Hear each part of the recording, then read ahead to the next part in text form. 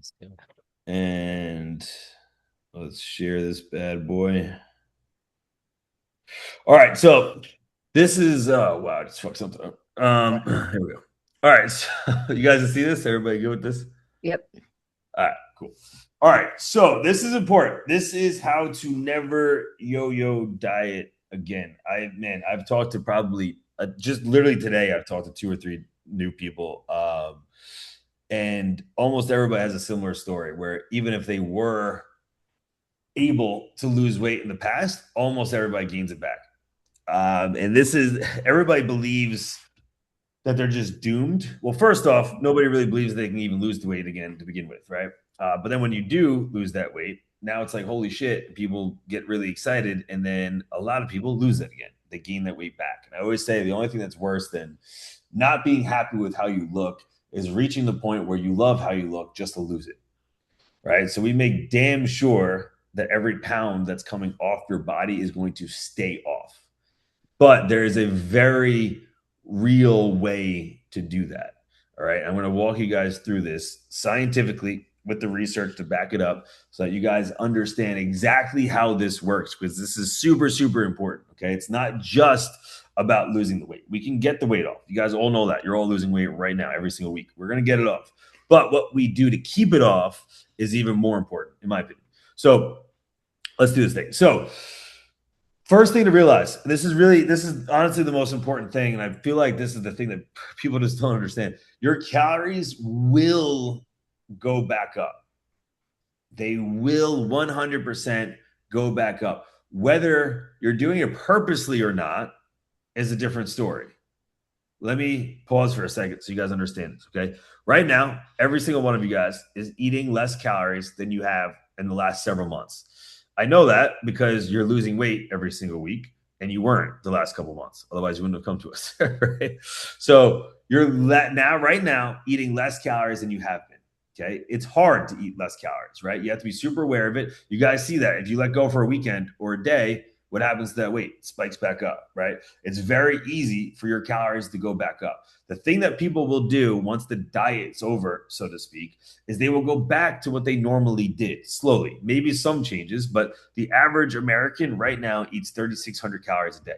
Okay. 600 to 700 calories worth are from oil alone, which is nuts. 3,600 calories a day, the average American. You guys are eating a lot less than that right now to lose weight. Your calories are not meant to stay here forever. If you haven't noticed, it's not maintainable. Okay. Not for forever. For a couple months, for sure. We can get the weight off, we can sustain it. Yes. But it's not going to be maintainable forever, but it's not supposed to be. But the point of this is to realize that whether you do it purposely through us by slowly increasing your calories back up to get to the point where you can maintain it on your own, or you just let go of dieting, your foot comes off the gas a little bit, and you slowly go back to the same lifestyle that you did. Either way, your calories are going to go back up. It's just a matter of if your body's ready for it or not. Okay. Most people will lose the weight. They slowly go back to eating normal and then they gain all the weight back. There's no magic to it. It's just that their calories went back to where they were before, or at least close to it. Okay. What we do is we try to get you lean enough first. So that's number one. There's a checkpoint of how lean we have to get for what happens inside of the body. Then we increase calories purposely, but slowly, so that we get to the point where you can increase muscle from it and not fat. And then we're able to increase the calories the way that we should without gaining fat. Okay. And I'm going to walk you through kind of how that looks. So let's just say hypothetically you were eating 2,000 calories when you found us. Okay. This is just an example. The first phase, which is obviously the phase that most of us are in right now, which is fun, is the cut, right? This is us losing weight, having to track the calories, eat filling foods, the whole deal, right? Let's say we brought your calories down to 1,500, and that's where you were throughout the whole cut. Usually it doesn't work like that. As you know, we're lowering calories every week or every other week, and something's going on. So we're constantly pushing that weight off your body, right? This is all phase one, okay? Losing the weight to get to the ideal body fat percentage. For men, that's around definitely less than 15%, but ideally 10. For women, that's less than 20%, okay? Ideally 15. But that's, well, on a in body. So DEXA around 20. So reverse dieting is the second phase. Okay. Most people end here. So most people, if they even got lean enough, will just stop there. That's the end of their plan, right? They follow the diet and a strategic program to get that weight off, and then nothing. They just try to like maintain it. There's this like gray area of like, I'm going to try to kind of eat what I was eating, but not really kind of thing, right? That's where most people live after they lost the weight. And that never works.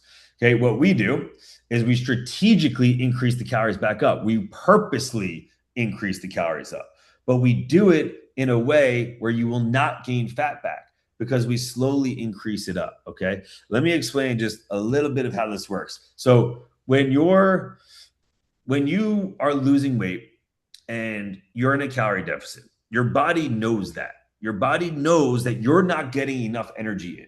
Okay, it's very smart. It wants to survive, right? So if it thinks that I'm not getting enough energy every single day, I'm not getting enough energy, I keep wasting away energy, right? I keep losing weight because I'm literally not getting enough. What is the end product of that? If you take that to the extreme, me not getting enough energy every day and losing weight every day, where does that end? Death. You will literally die, right? If that continues all the way to the end, right? The body knows that. So what it does is it starts to slow down.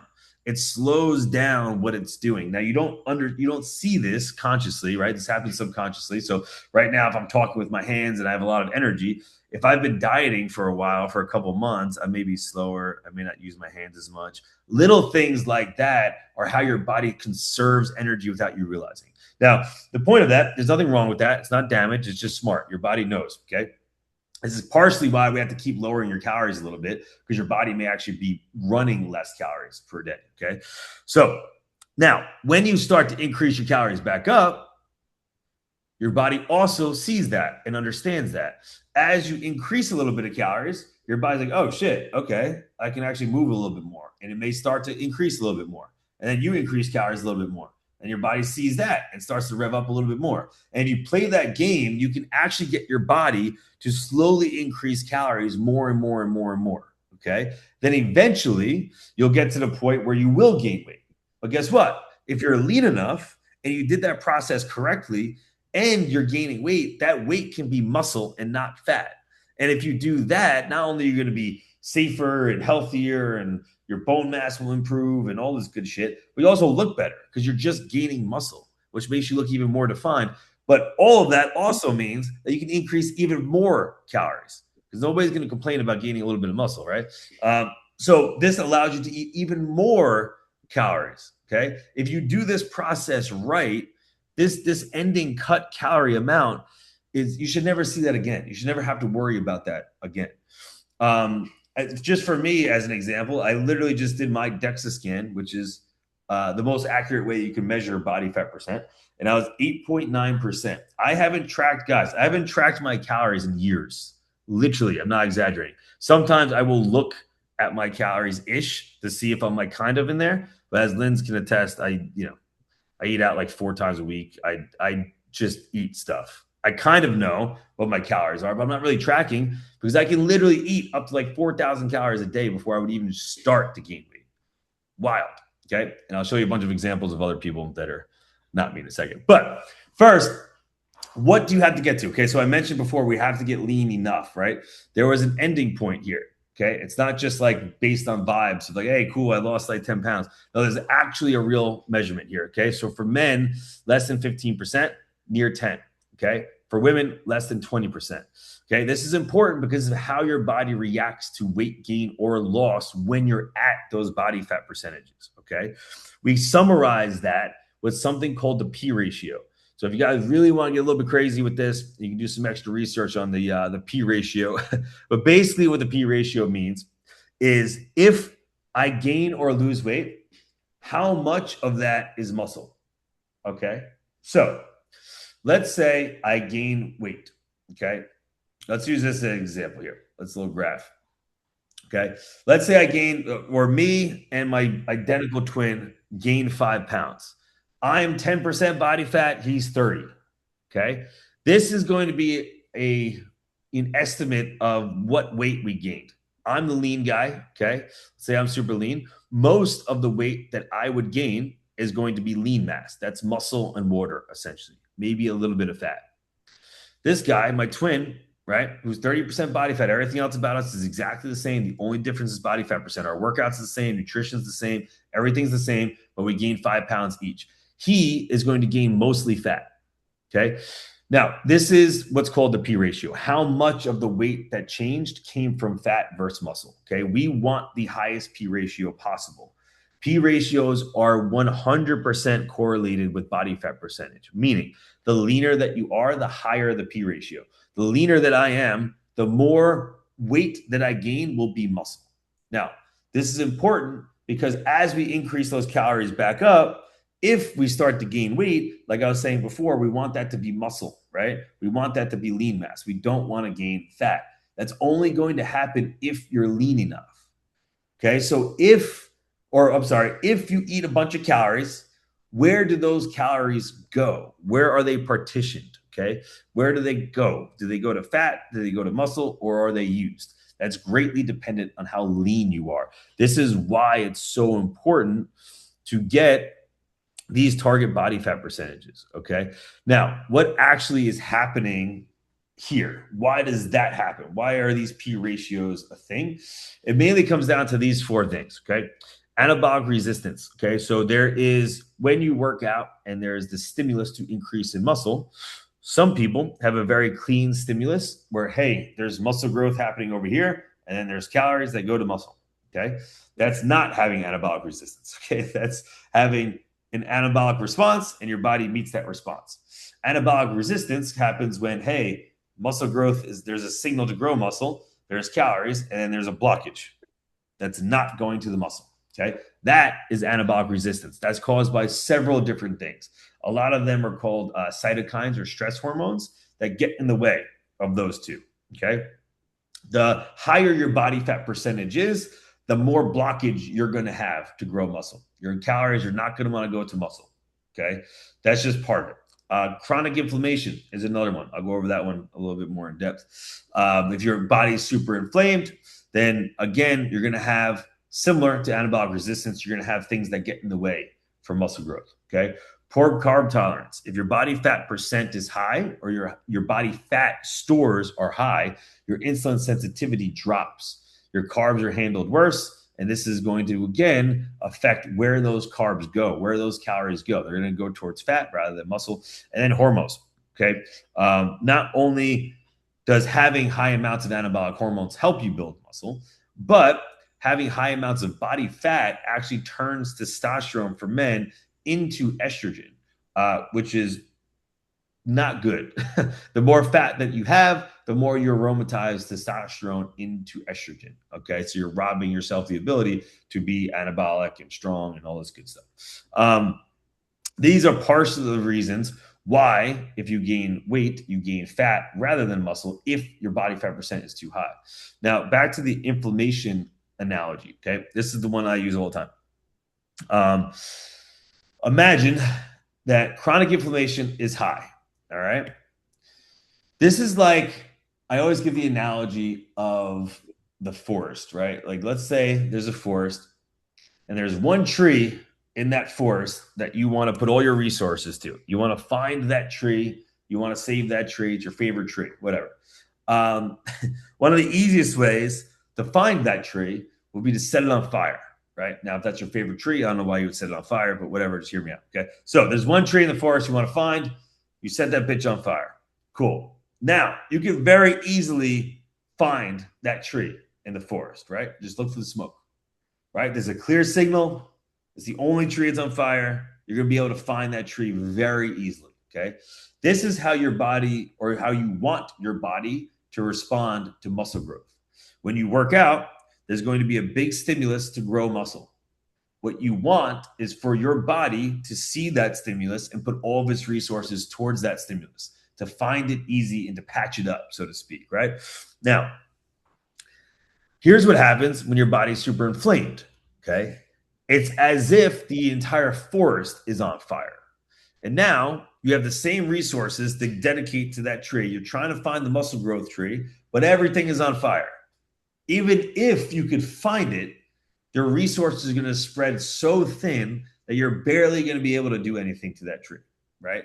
This is how your body responds when you're super inflamed, you're trying to grow muscle. There's so much other shit going on, it can't even get to the goddamn muscle if it wanted to. And if it can, the amount of resources that it's bringing to that muscle tissue is a lot less than it would be otherwise, right? So hopefully that helps you guys understand how your body works with building muscle and why things like inflammation get in the way. And again, this is why we want to be here, okay? We want these body fat percentages to be here or less so that we don't have this guy, all right? We don't want to gain weight and have it be fat. And we don't want to have these things in the way, which we will have if your body fat percent is not that low, okay? So we want it to be low. This is the first point of what we're doing, is taking this cut all the way down to the target, okay? The target body fat percent. However we get there, that's the game that we play with the calories, the adjustments, and the steps, and the workouts, and everything to get to that target body fat percent, okay? That's the end of step one. Does that all make sense so far? Why we're cutting and why we have to get there and shit? The forest that's on fire? All right, cool. Devin, what do you exactly do you mean when you say inflamed? Yeah. Tell me what inflamed means. So technically what I'm saying is that your cytokines or stress hormones are really elevated. So like the amounts of them are really high where they shouldn't be. And that's essentially like the equivalent to the fire analogy. So like if you have these stress hormones that are all really high running around the body, then it's basically like they're setting fires everywhere that your body has to respond to. But that's technically what that means. And one of the things that we use for that is like the high sensitivity CRP that we look at. That's one marker of inflammation. But there's also a lot of other markers, like IL-6 is something you can test too, which is the actual guy that gets in the way. But does that kind of make sense? Sure. Yeah. So that's a good question though, because inflammation is this big gray thing that nobody really knows how to pulse. But that's exactly why we test something like HRP, a CRP rather. So that's the end of phase one, right? We get lean enough so we don't have all this shit in the way. All right. Now, phase two is when we actually start to increase your calories. All right. Now, this is really important to understand because, and I'll show you examples of this, literally examples from our clients. But I want to just explain how this happens, because every single time that I've done this, people think that it's crazy until they're the ones doing it. And they're like, holy shit, this actually works. So there's a bunch of reasons why. Okay. Number one, if you're lean enough, again, we hit the threshold. That's step one. Step two, we're lean enough, and now we're increasing calories back up. Okay. Now, like I said before, your metabolism starts to burn again, right? Before, it was down regulated. Okay. It was in a deficit. It knew that. It started to slow down. You don't recognize a lot of this stuff. One of the things that we try to do to get that to not happen is to keep you at a certain step count. Okay, because that means you're at least getting those amount of steps in per day. So we're almost forcing activity. But still, there's too many things that you go without. For instance, people fidget on average burn 600 calories more than people who don't fidget. Like, you don't know if you're fidgeting or not. I mean, maybe you do. But the point is, there's a lot of shit that's going on that we don't know, right? So even though steps is one thing, it's not everything. So your metabolism is down regulated when you're cutting. When you start to increase those calories back up, that stops. Your body starts to burn more and more calories. So for that reason alone, if you go up slowly with your calories, your body's going to burn more, which means even though I'm increasing calories, I'm burning more calories. Now I'm actually still at maintenance. I'm still not gaining weight because my body's burning more as I'm increasing more, right? That's step one. That's the first reason why you can go up in calories after being lean enough. The second part is that even if you do get to a surplus, which eventually you will, if you keep increasing your calories slowly, eventually you're going to get to the point where your weight starts to tick up. Now, it's not going to happen a lot. It would be maybe like a quarter of a pound to half a pound or so per week if we do it right, okay? This is exactly the target that we have for people who are trying to gain muscle, around a half to a quarter of a pound, a quarter to a half a pound per week. Now, if we start seeing that weight increase, that's okay. Because again, if we're lean enough, most of the weight that you're gaining there is going to be lean mass. It's going to be muscle. It's a good thing. And by the way, if you may look at that and be like, well, I'm gaining some fat too. Remember, body fat percentage is the proportion of muscle to fat. If I gain 5 pounds and 4 pounds of it is muscle and 1 pound is fat, I probably just decreased my body fat percentage overall by gaining those 5 pounds. Does that make sense? Mhm. Because that's a Yeah. really important part to make here. You may look at that and be, wait, what? I want all muscle. But this is actually going to decrease your body fat percent if you did that. Okay. You'll actually be leaner than you were before. Because again, it's the proportion of the body, right? So that's the second part, right? Even if we're gaining weight, we can be getting leaner from it because of how much muscle that we're gaining.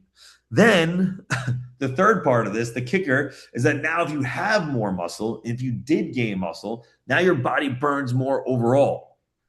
Just sleeping, your body is going to burn more because you have more muscle. Okay, from these three things, if you do it properly, you're going to be able to burn way more calories than you did before. This is why I'm able to eat up to 4,000 or 5,000 calories a day before I actually start to gain weight. Okay, because of all that shit that I've done before. Okay, this is really important. Now, I'll give you guys some examples, and I'll actually show you.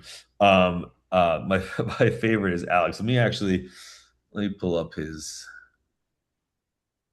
picture really quick. Stand by.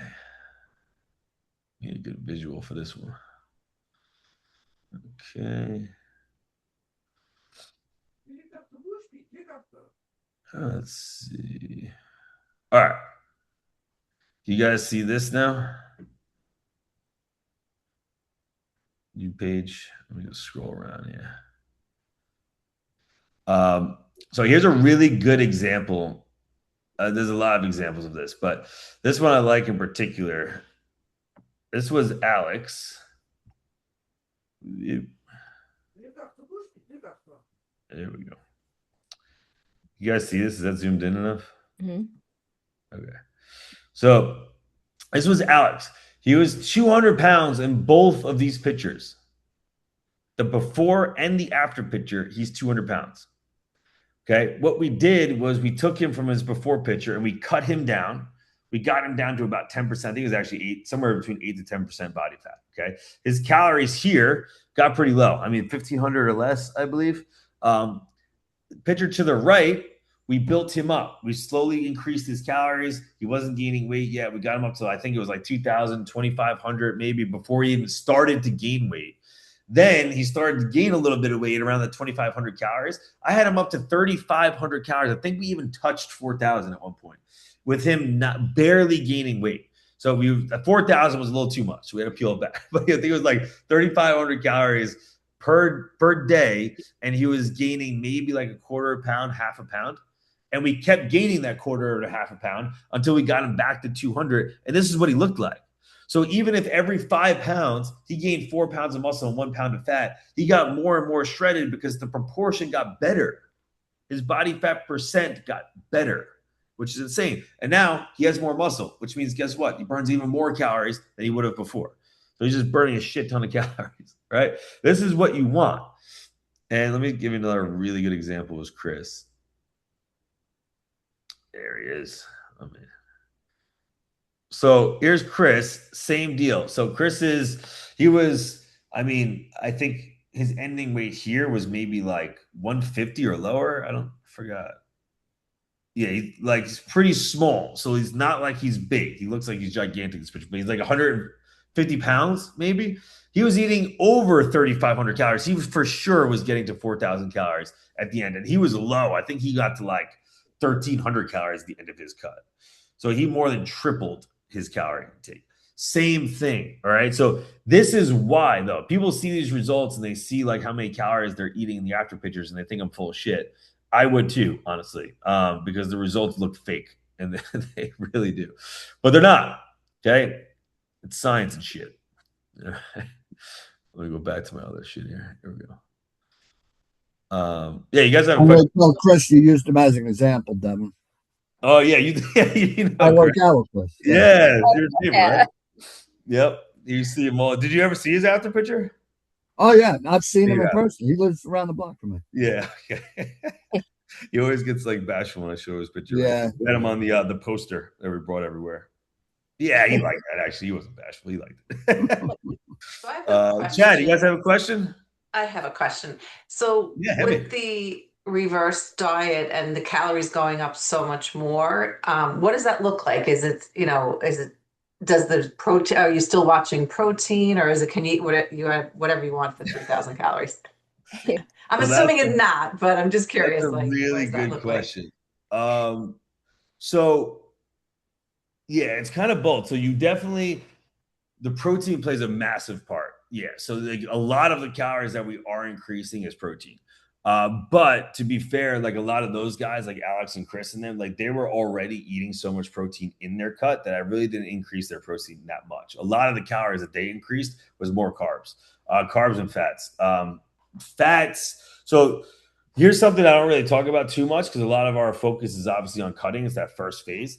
But when you get into the reverse diet and you start increasing your calories, the macros do matter. So how much fat you're eating, how much carbs you're eating, like that stuff actually does matter. For total calories, like 40% of your total calories should be from fat if you're actually eating like normal amounts of calories and if you're in a surplus and all that kind of stuff.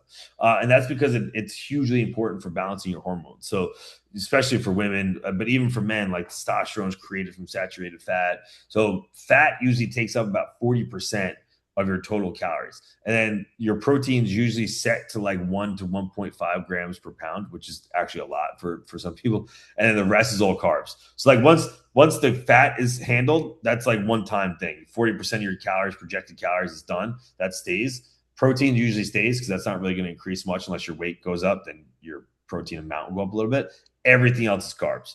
That does depend a little bit on the person.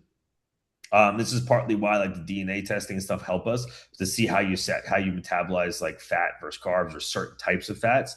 Because some people like ApoB is an issue, like you don't want to touch saturated fat. So like there's certain things you have to do with that. But generally speaking, I would say it's usually carbs that go up because usually fat and protein is set already. Once you get to that point. Okay, thank you. That kind of makes sense. So yeah, some people just eat a bunch of shit, but it's and you can like you can just eat a bunch of donuts at dinner if you want to. But usually, I would say this that the lean bulk. Is Jeremy on here? Throw Jeremy. I know I saw him before. We just moved so he could walk on the walking pad. He's coming down, but Nice. he Okay. ate his calories and his protein was my daily by 9:30 this morning. You eat your day's calories. He ate my Nuts. day's calories by 9:30 this morning. Yeah, There there it he is. is. We have him at 3,000 calories right now, right? 3,000. Yeah. He just What ate a did full you- buffin to hit it. What? Living the good What life. were your calories at the end of the cut? I feel like they got low, right? I was at I think 1650 was mostly where I was cutting it.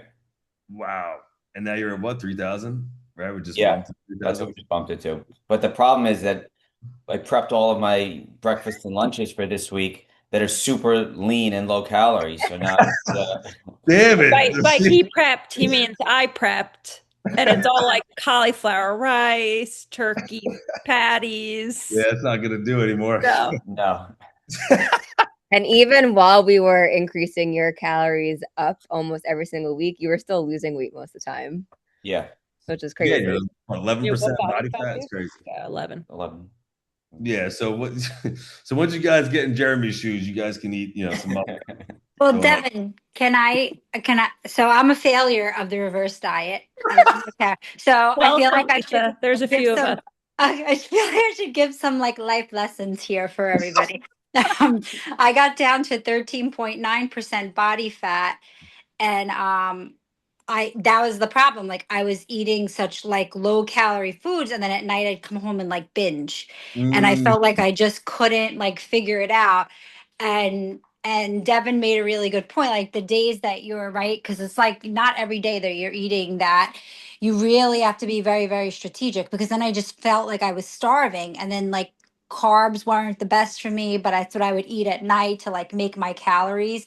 And I just like I totally screwed it up. And the stress hormones are like a really big thing because I struggled with that like big time. I had a lot of life things going on and like major changes. But um I really feel like, especially when you're living in such a low calorie, like a calorie deficit for so long, it's such a mindset shift that you really have to like mentally prepare yourself because, like, especially, right, like we're all struggling to lose weight and everything.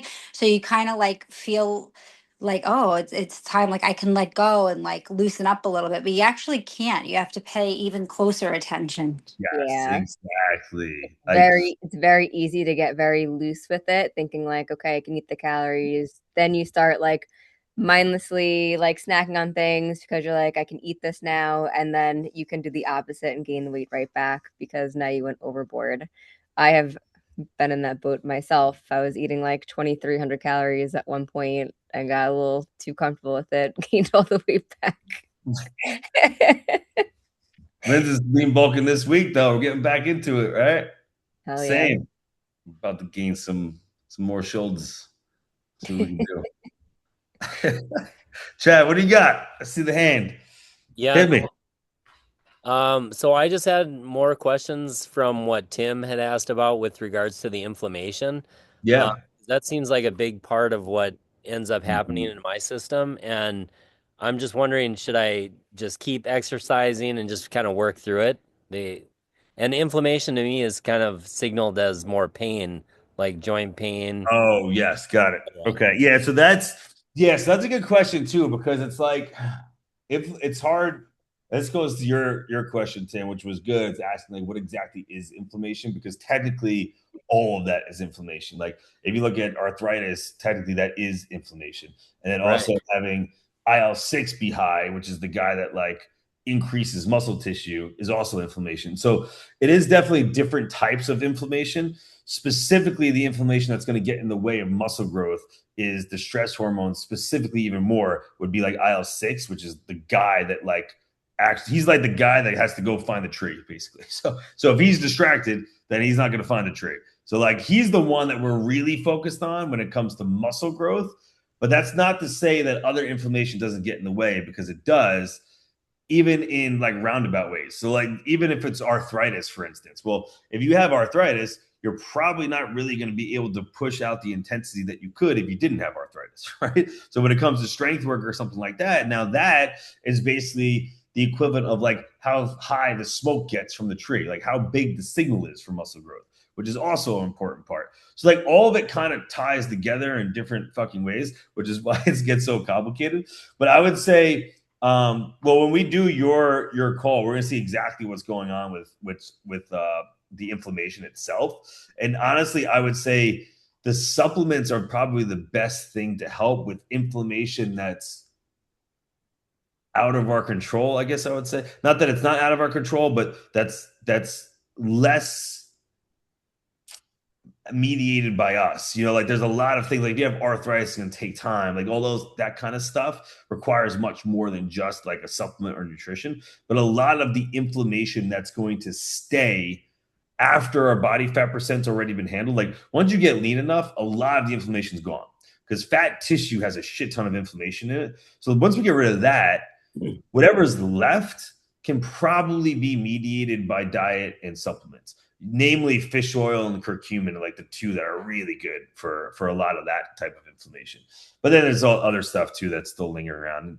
And, there's peptides and stuff that can help with that stuff too. But even like your gut could be inflamed, which could also distort how your body even metabolizes protein, which is like the tools that the fucking guy is bringing to the tree, right? So like, there's so many different ways that this could kind of get messed up. But that's why getting lean enough and then looking at the biomarkers and changing that stuff and fixing that stuff are probably the two biggest levers that we can pull, if that makes sense. Yes, that's what I was gonna say. Is phase one, I should start noticing some of the inflammation start to go away, which will Absolutely. obviously help with the workouts after that. Absolutely. Yeah, for Well, sure. I could speak from pure experience. My leg was unzipped 4 times in 2 years. Since Mhm. I started taking these supplements, specifically the curcumin and the the fish oil, Yep. amazing. My inflammation in my leg, it's it's Wow. totally different. Wow. I mean, 4 surgeries, you were hurting to move at all. Yeah, Now, I but mean, that's wild. Yeah. So, No, yeah, I I've never I taken a appreciate that. supplement in my life. Never that's took a supplement crazy. in my life I'll pick some until up tomorrow. Yeah. We actually have some. Oh, good. I'll just you can start taking this now, honey. We have so many anti-inflammatory supplements, Oh, shit. and I take them pretty religiously, but he doesn't really take them. Right under the bus. Little pill container. Thanks for That's sharing, Kim. hilarious. Appreciate Now we it. have a reason to take them. But honestly, fish oil is probably the one thing I think I pretty much, even if somebody doesn't have CRP that's elevated, I pretty much tell everybody to take fish oil just about every time because it's just the one Is thing. there a vegan version of that? Would that be flaxseed oil if you're vegetarian? So that's a really good question. It depends on your DNA, actually. So there's two genes. There's the FADS genes, FADS 1 and 2. They regulate ALA into EPA. And so what's really interesting is if you don't have the right variant on those, you can eat omega-3 from flax, which is ALA, alpha linoleic acid, that has to be biotransformed to EPA. That's the thing that actually causes the anti-inflammation that we want. And you can't, it's like if you have that variant, you can't do 1 to 2. So like you can eat this all day long and you actually won't get the effect at all from your body. So you would actually need like an algae source or a fish source from it. But if you do have that variant, then you're fine. So it's really interesting. So that will I'll be able to know when I look at your results. So to be Thank determined. We will find out shortly. We will find out. Yeah, those are really good questions though. What anybody else have questions? I don't even know if I was done with this. I don't think so. Let me just go back. We went rogue. That was pretty much the end of it. But not that one. So this was the I was going with examples. Okay. So if you guys wanted to look at this a little bit more, my whole thing is not being bro science and actually being science. So yes, this shit works. I have the proof of it, but there's also the proof literally of people who have done that and are doing it, but also the research that backs up why that shit actually works. And so if you guys wanted to get in there and take some time, Alan Aragon and Menno Henselmans are my boys. These are the guys who have taught me just about everything. They were my personal mentors. They have a shit ton of research on this area.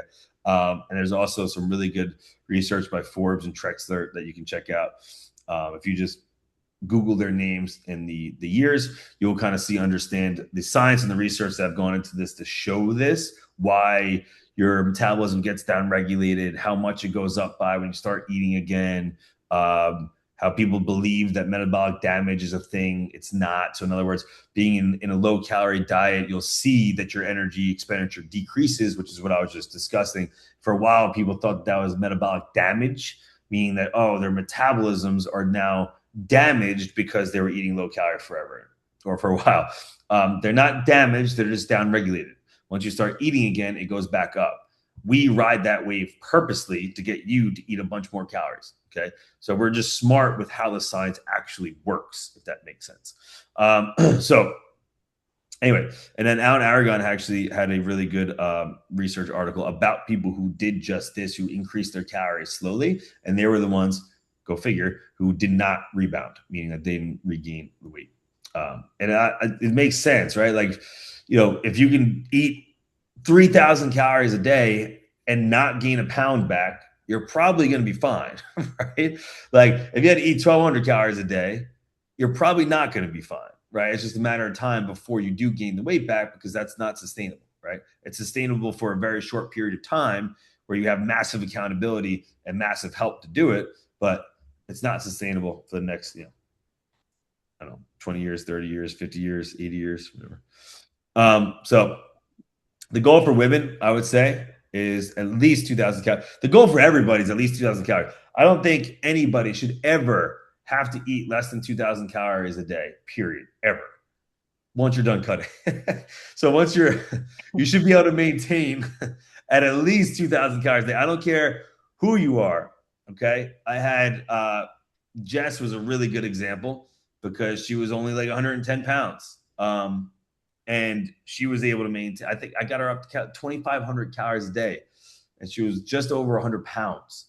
And she wasn't working out that much, 4 days a week, in Orange Theory.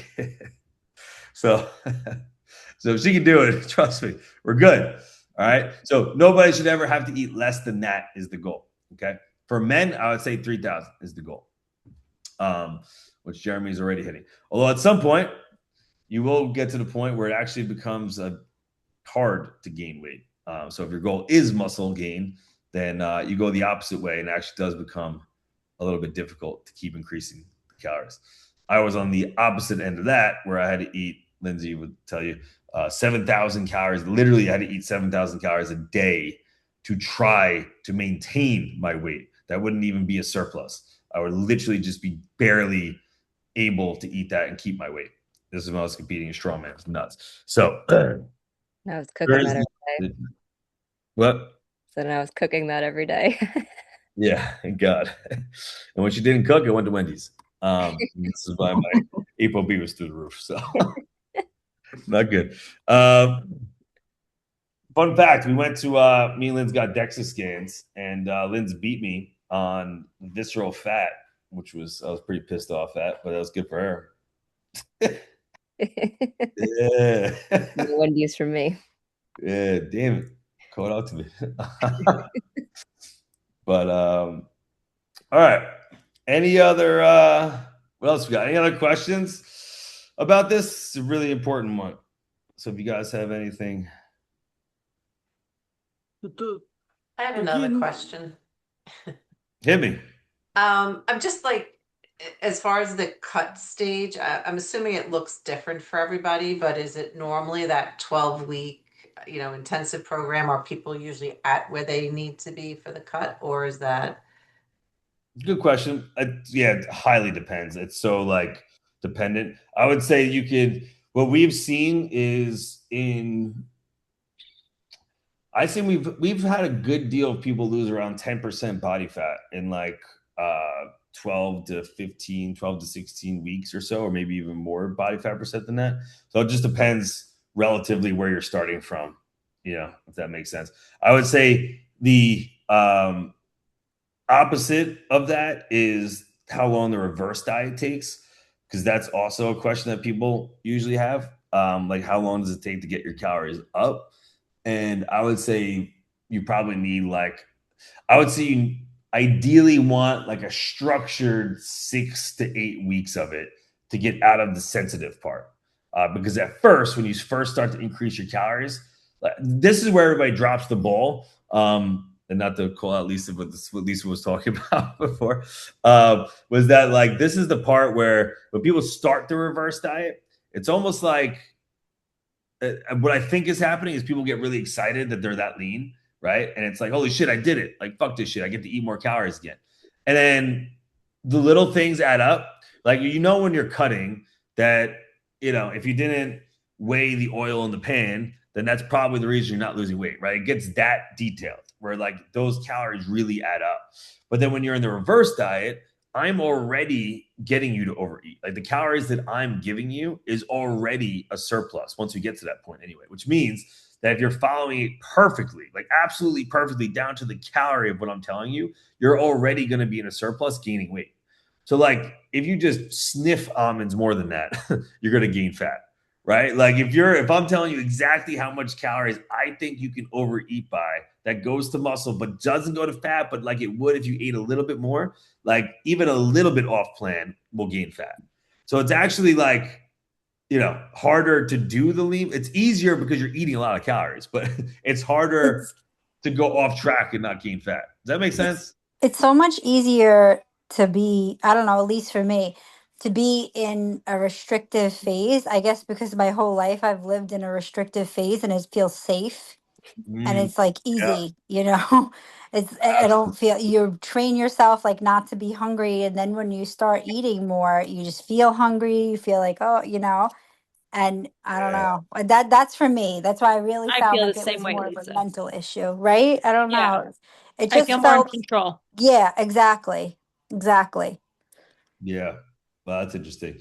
Yeah. I think well, you guys get really used to it, right? It's like a really sharpened skill set. By the time you get to those target body fat percents, like you know what you're doing. Like you can't get there and like not be really good at what you're doing, right? And you've spent time at war in that war zone. It becomes comfortable to go up in calories. Like whoa, what the fuck? You know, it's a lot different. Plus, you have all the added mental baggage of oh, I'm gonna get fat again, right? Because you see the scale as always having to go down. And if it goes up, it's because you fucked up, not because it's on purpose. So when you start seeing the scale go up, like, whoa, no. So I think, yeah, and honestly, I think those are the reasons why people stay in the gray area forever. They're too afraid to go through the reverse diet. So they hesitate and they do that whole cutting, bulking thing where it's like, you do like 1 week on and then you cut again because you're afraid. And then you have one weekend off. Like, oh, fuck, I got to cut again for like a week. And you go back. You never actually get to the point where you're increasing your metabolism, right? Because like your body still thinks you're cutting just because you had one weekend off or one day or 1 week. Your body's not like, oh, we're good for the rest of our lives. Like it still is used to being down regulated for the last 6 months, right? So like it needs to constantly get that reassurance of like, oh, like, this human's going to survive. That's It's like great. self-sabotage because we're so scared to Yeah, no, for let real. go. It's really true. Yeah, no, it makes perfect sense. I mean, it's it's what got you there, So it definitely makes a lot of sense as to why people struggle with that. But on the other side of that is just like it's goals. Like like when you can eat 3,000 calories a day, like Jeremy's living the life right now, like he's just eating a muffin because he has to. Like that's fucking awesome, like shit. What am I gonna eat? Let me get a nice muffin. So annoying. Like it's great. It's a good life. It's a good life. But I made him like 3.5 ounces of pasta, and then I had my little 2. Oh, yeah, that's cute. Yeah. Yeah, it's really rough when like two people are living together and one's bulking. He's loving this, by the way. He's hysterical laughing. Yeah. Yeah, literally been the last 8 years of my life.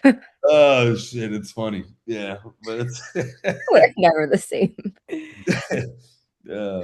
No, Frank. Yeah, you guys have to go. You can. I'm just talking shit now. But yeah, if you guys. Oh, by the way, the link. Yeah, we can put the link in the chat if you want. Okay, Ashley's gonna send over the link to Rob and Lisa. Yeah, I Oh, just cool. did. Okay. Sweet. Yeah. So, real quick, just if anybody has questions, you can ask. But real quick, the calls. So Monday night, this call is always going to be the same. Okay, this is always the educational stuff. Then we had the quick 10-minute calls where if you want to book one of those, you absolutely can. So that's just a quick little 10-minute, like, hey, what's going on kind of thing. So we can perfect whatever it is that we're giving you. Either way, we're going to have your check-ins, everybody's check-ins done before the first office hour, which is Tuesday nights. So all of your check-ins will be sent to you guys before Tuesday night. So if you do hop on a 10-minute call, then you'll have the check-in first. Okay. This way, everybody knows what the hell's going on. Anyway, also we're going to have this month is going to be the first time that on a Monday, the Linz takes over and she's going to do a cooking class, which is going to be cool. So she's actually going to cook on the call and she's going to tell everybody what she's going to be using and doing. Maybe we'll send it out like this week or something. So if you guys actually want to cook it while she's cooking it, you can, because she'll send everything that we're going to do. Yeah, I'll send everybody the recipe, the ingredients, so you guys can buy it before the call if you want to join in and do a live cooking class with me. Because listen, cooking is like the one thing that you gotta, kind of have to get that one down, Really important. So if you can't cook for shit, then this is for you. All right. A lot of this stuff you can cook really easily. It's just it looks complicated. Even for me, like when I see the recipes, I'm like, fuck that. I don't want to do it. But like when she actually cooks it, like and you see it done, it's like, holy shit, what the fuck? Like that's so easy. So that's why we're doing it. Because if you guys see it, I think you'll do it. Or not, then you can just watch her cook anyway. So it's fine. Anyway, yeah, you got it, Michelle. All right. Anybody else have questions? So Hit us. when we started doing this reverse dieting, it's individual or You are doing the reverse dieting, actually. You I'm pretty sure you are. I think you're. Where are you? I'm supposed to, yeah, but I don't think I started. Yeah, I think you are. I gotta look up your sheet. Yeah, you should be trying to gain weight right now because you got super lean. By the way, this guy over here, people, he got to like 10%. What were you? 10, 9, 8? What the hell? You were super lean, Something right? like that, yeah. I haven't started yet. Let's see. I think you did. No, let's see. No. Yeah, you're supposed to be lean bulky. What are your calories? 1900. Yeah, oh yeah, my man. That's yeah, we're going up. Oh, maybe you didn't. Did you see the calories set to 1900 on LA Fitness days? I have you at, and then 16 on the other days. Yeah, so you gotta. I mean, no, you got it on a couple of those days. So for you, kind of like what we were just talking about, you actually have to eat more. So yeah, you're getting. I understand. What I need to eat to like, what exactly do I need to eat? Send me. What do you use to track? Nutritionics yet, or MyFitnessPal? One second. Track it's called, I think. 1 second. Oh, Track. yeah, Nutritionics. Yeah, send me. Yeah, okay. I'm sending Screenshot. Okay, I will. Okay. And then I'll tell you what to adjust. Your calories are pretty close, though. I mean, you got like 17 and 15 on some of these days, but you're probably just used to eating that low calorie thing, which is, we'll help you get out of that because it's now we want to definitely get you to gain. So shoot me, text me screenshots. Yeah, I understand. When I do your check-in today or tomorrow, I'll tell you exactly what to change. Okay. Let's get those gains. Get the muscles pumping. Right, Linz? Right. Right. What are you gonna ask? Oh, we wanted to ask about the DEXA, but we couldn't get our computer to work, so we switched to my phone. What is DEXA? What happened over there? The DEXA is if you go to, it's called DEXA Fit. Okay. Can we buy one? That's what Chad was looking at. Yeah, there was like a scale that had a hand thing that you could hold on to that I keep getting ads for. Is that those are actually pretty decent. Those are like the Hume scales. Yeah, the Hume. Yeah, those are pretty good. Those are so the way that I would use those is if you get one, let us know because what I would do is add. So how we have your weight listed, where you take your weight every day, I would add a column next to it where you put your body fat percent every day, just the same way, and then you average the body fat percent week to week, just like you average the weight. That would be accurate. Because day to day it could fluctuate a little bit, but like you get the average week to week, and that's actually pretty accurate. The trends are really accurate. So like if you do that and we see that you're going down in body fat percent every week, that and by that amount, it'll actually be super accurate.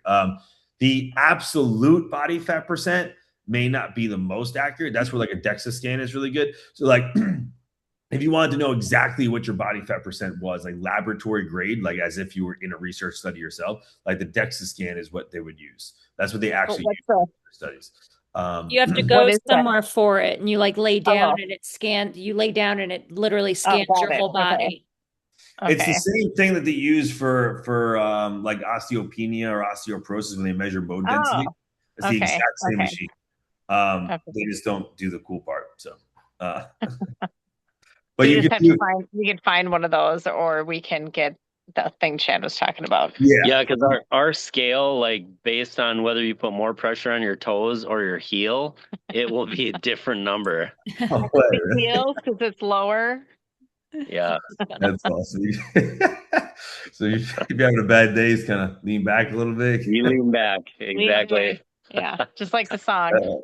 I have a quick question, Devin. You got it. I have I actually have a bone scan, bone density scan scheduled. Can I also get a fat percentage through the same thing? Linz, who asked this question? Because didn't we figure this out? Because this was something I was curious. So it's the exact same machine. It literally is the exact same machine. But typically, if you're going to get your bone density taken, they don't give you the body fat percentage. Yeah, it's really Can I ask or like? I would ask, yeah. 100%. Where are you going for it? I didn't make actually the appointment yet. I just got the prescription for it. I have celiac, so they just want to monitor my bone density. So I haven't made the appointment yet, but now that you guys are talking about this, I'm going to ask if they'll give it to me. Yeah, definitely ask them, because when I did it, I saw both. Like, they literally saw the exact printout that you would get, like getting bone density, and then all they had to do was go to a different tab and print out the body fat percentage part. But I don't know if, for whatever reason, if insurance is involved and there's other shit involved, and they're very strict with like what they can show you based on why you're there. So there may be some shit I get it. Yeah.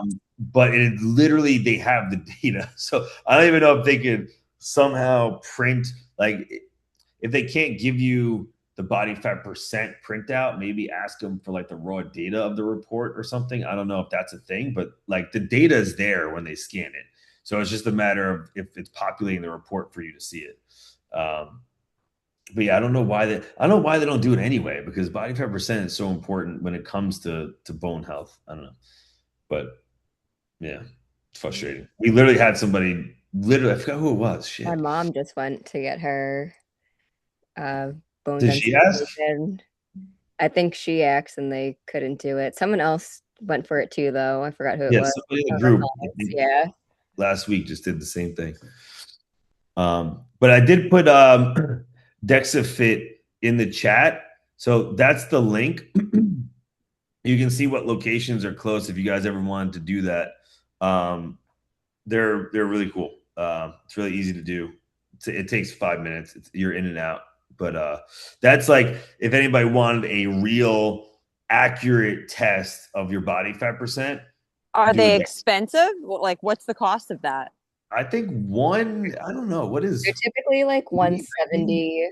Yeah, I think it's all like location dependent. Like, I got a package of 6 for like 400, I want to say. Yeah, like we just paid $99 each for ours for the first one, but you can buy packages.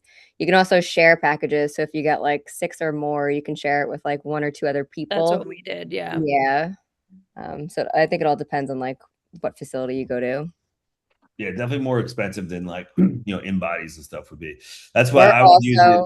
We're also trying to like partner with DexaFit and see if we can get some kind of code to give all of our clients where they can get it cheaper. So we're also in the process, hopefully, of doing something with that.